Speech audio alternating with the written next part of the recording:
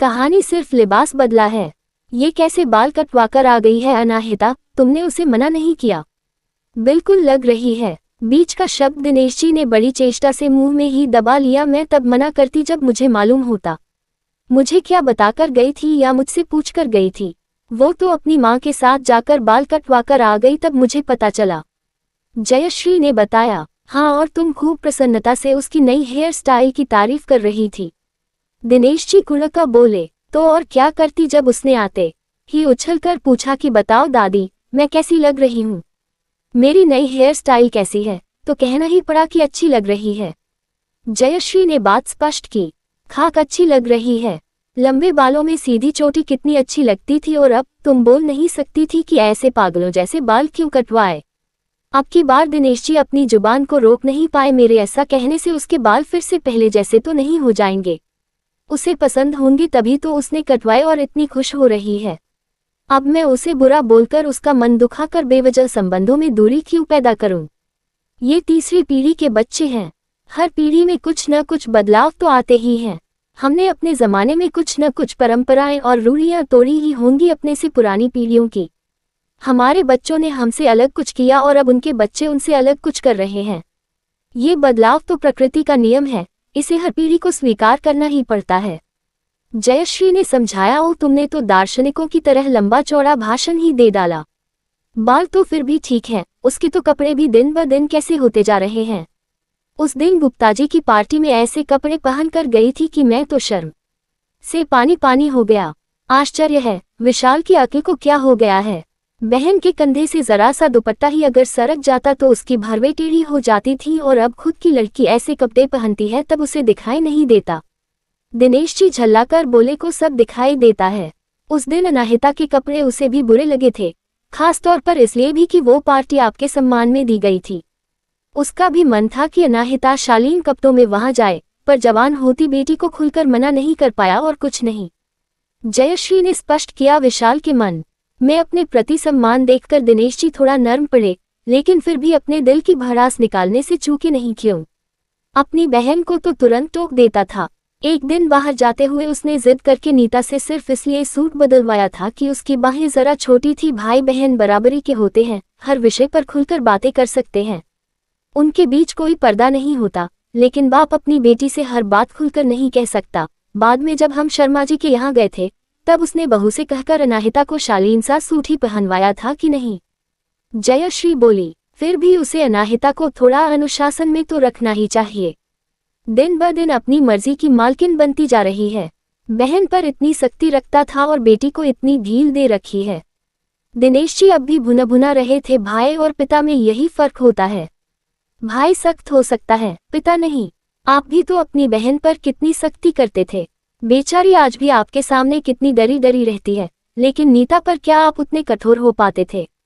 अपनी बहन को आपने उसकी मर्जी से शादी नहीं करने दी, मगर अपनी बेटी के आगे आप कितनी आसानी से झुक गए थे। जयश्री ने याद दिलाया। दिनेश जी ने बेचैनी से पहलू बदला।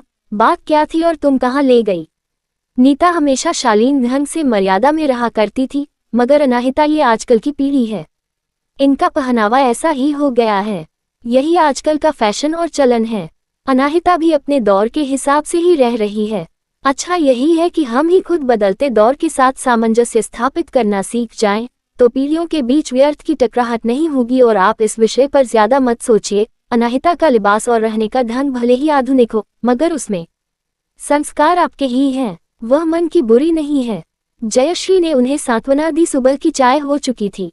जयश्री खाली प्याले उठाकर रसोई में जाते हुए कह गई, अब जल्दी तैयार हो जाए, नहीं तो कॉलेज के लिए देर हो जाएगी। भी अब बहू बेटे का उठकर नीचे आने का समय हो गया था। रिश्तों की डोर बहुत नाजुक होती है, जरा से खिंचाव से भी टूटने का अंदेशा बना रहता है। किसी भी तरह की अप्रिय बात का उनके कान में जाना ठीक नहीं था।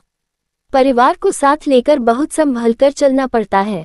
10 बजे तक दिनेश जी कॉलेज के लिए निकल जाते थे। यूं तो ये रिटायर हो चुके थे, फिर भी उन्होंने पढ़ाना नहीं छोड़ा था। इसी बहाने अपने विषय के संपर्क में भी बने रहते थे और घर से बाहर निकलकर मित्रों से मिलना जुलना भी हो जाता था। विशाल भी ऑफिस चला गया। अनाहिता CA की तैयारी कर रही थी। वो ज्यादातर समय अपने कमरे में पढ़ती रहती थी। CA के साथ ही उसने इस साल बीकॉम प्रथम वर्ष उत्तीर्ण करके द्वितीय वर्ष में प्रवेश लिया था। शाम को उसकी कोचिंग होती थी। जाते समय बहू उसे छोड़ देती थी और आते समय विशाल ले आता था। उस दिन रात में अचानक फोन आया कि बहू के पिताजी की तबीयत बहुत खराब हो गई है, अस्पताल में एडमिट किया है। बहू सुनंदा रुआंसी हो गई। जयश्री ने उसे सांत्वना दी। दूसरे दिन सुबह ही जयश्री ने खाना तैयार करके रख दिया और विशाल, सुनंदा, जयश्री कार से बहू के मायके रवाना हो गए। 10 बजे दिनेश जी ने खाना खाने के लिए किचन में प्रवेश किया। अभी वे थाली कटोरी निकाल ही रहे थे कि बर्तनों की खटपट सुनकर अनाहिता दौड़ी आए। आप बैठिए दादाजी, मैं परोस देती हूँ, कहकर उसने खाना गर्म किया और थाली लगा दी।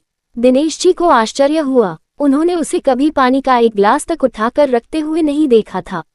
दिनेश जी का खाना खत्म होने तक अनाहिता नहीं बैठी रही और जब जो लगा करीने से परोसती रही। जब कॉलेज जाने लगे तो अनाहिता ने माँ और दादी की तरह ही उन्हें छोटा सा टिफिन पकड़ा दिया। दोपहर 3 बजे भूख लगने पर वे कॉलेज में सब्जी रोटी खा लिया करते थे। कैंटीन के समोसे कचौड़ी खाने की उनकी आदत नहीं थी। टिफिन हाथ में लेते हुए दिनेश जी पोती की तरफ देखकर स्नेह से मुस्कुरा दिए। आज उसकी नई हेयर स्टाइल उन्हें उतनी बुरी नहीं लग रही थी। पोती से तो उन्हें भरपूर स्नेह था, वे बस उसके पहनावे और तौर तरीकों को हजम नहीं कर पाते थे। अनाहिता को संभल कर रहने की हिदायत देकर वे कॉलेज चले गए। आज उन्हें उसे कोचिंग छोड़ने भी जाना था और लेने भी। विशाल को लौटने में शायद देर रात हो जाए। दिनेश जी 3:30 बजे घर लौटे तो हाथ पैर टूट रहे थे, सिर भी बहुत दर्द कर रहा था। कॉलेज में ही अचानक तबीयत खराब लगने लगी थी।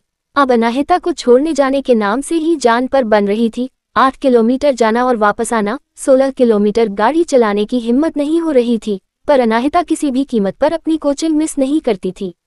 एक बार सुनंदा की गाड़ी इन वक्त पर पंक्चर हो गई थी, तब आसमान सिर पर उठा लिया था उसने। आखिर पड़ोस से गाड़ी मांगकर उसे छोड़ने जाना पड़ा। अनाहिता बैग लेकर आई तो सोफे पर सुस्त बैठे दादाजी को देखकर चौंक गई। क्या हुआ दादाजी, आपकी तबीयत ठीक नहीं है क्या? तो ठीक है, चलो, दिनेश जी उठते हुए बोले। आपको तो तेज बुखार है दादाजी, आप आराम कीजिए, अनाहिता उनका हाथ छूकर बोली। लेकिन तुम्हारी कोचिंग, दिनेश जी बोले। आज का कोर्स मैं अपनी सहेली से पूछ लूंगी, आप अंदर जाकर आराम कीजिए, मैं आपके लिए चाय बनाकर लाती हूँ। अनाहिता ने उन्हें अंदर जाकर पलंग पर लिटाया, उनसे पूछकर उन्हें दवाई दी और गरम गरम चाय बना दी। दिनेश जी चाय पीकर लेट गए। थोड़ी देर में दवाई का असर हुआ तो उन्हें नींद आ गई। शाम को जयश्री का फोन आया कि वे लोग आज नहीं निकल पाएंगे, कल सुबह निकलेंगे, क्योंकि सुनंदा का भाई अभी तक वहां पहुंच नहीं पाया है, तो विशाल का यहाँ रुकना जरूरी है। अनाहिता ने दादी से पूछकर और नाप तोलकर दादाजी के लिए खिचड़ी बनाई। दिनेश जी को लग रहा था कि इससे पहले उन्होंने ऐसी स्वादिष्ट खिचड़ी कभी नहीं खाई थी। रात में एक और बार दवाई लेकर वो सो गए। रात में 2:30-3 बजे उनकी नींद खुली तो उन्होंने देखा अनाहिता स्टडी टेबल पर बैठी पढ़ाई कर रही है। उनका मन पोती के लिए अपार स्नेह में भर आया। जयश्री ठीक ही कहती है, आज की पीढ़ी का सिर्फ लिबास बदला है, लेकिन अंदर पुराने संस्कार अभी भी बरकरार हैं। हमें ही थोड़ा धैर्य और सामंजस्य से काम लेना चाहिए। अनाहिता पर स्नेह भरी दृष्टि डालकर दिनेश जी संतुष्ट भाव से मुस्कुरा दिए।